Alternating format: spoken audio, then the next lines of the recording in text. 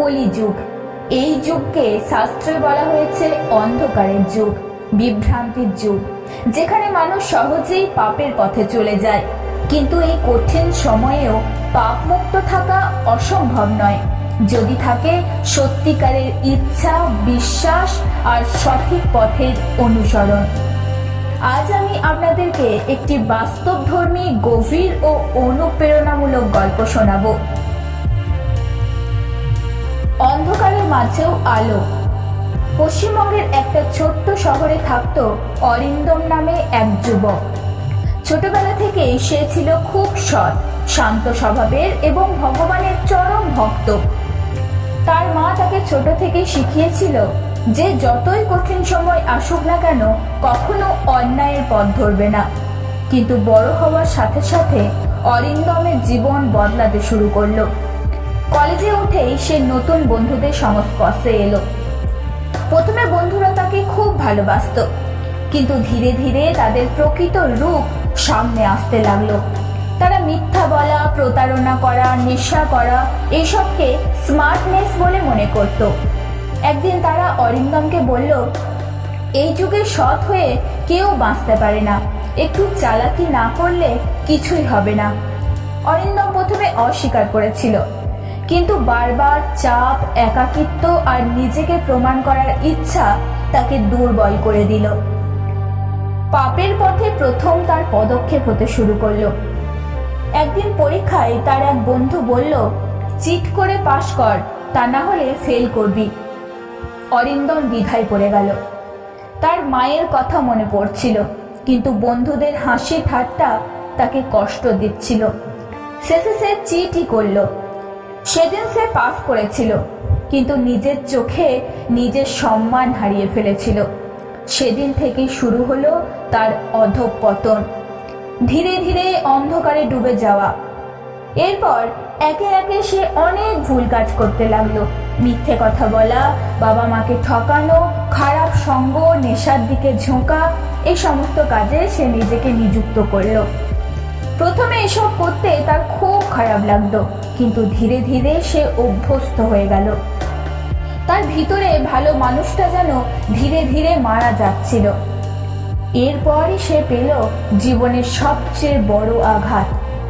একদিন তার মা খুব অসুস্থ হয়ে পড়লেন, হাসপাতালে ভর্তি হলেন।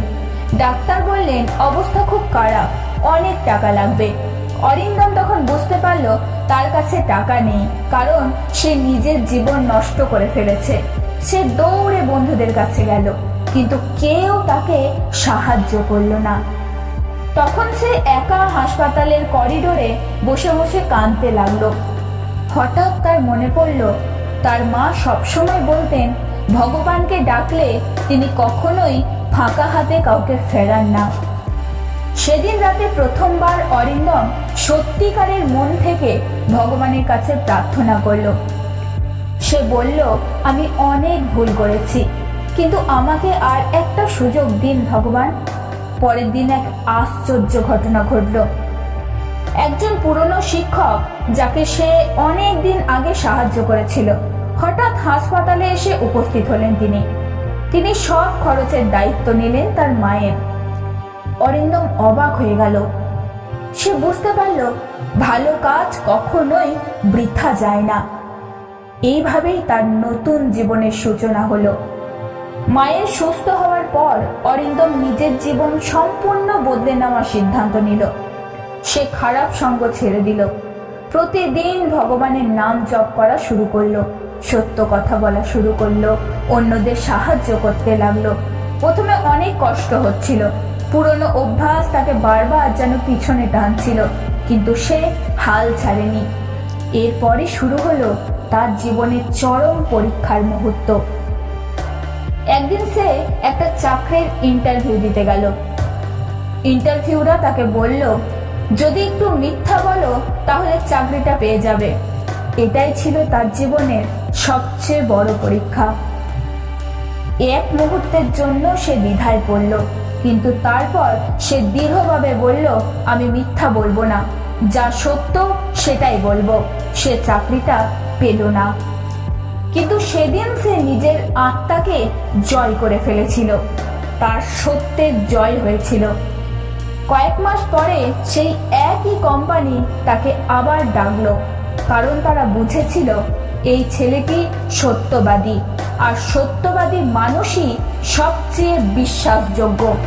এইবার সে চাকরিটা পেয়ে গেল। কলিযুগে পাপমুক্ত থাকার আসল পথ হলো অরিন্দম জীবন থেকে আমরা এটাই বুঝতে পারি যে সৎ সঙ্গ বেছে নিন। খারাপ বন্ধু আপনাকে ধ্বংস করবে, ভালো বন্ধু আপনাকে গড়ে তুলবে।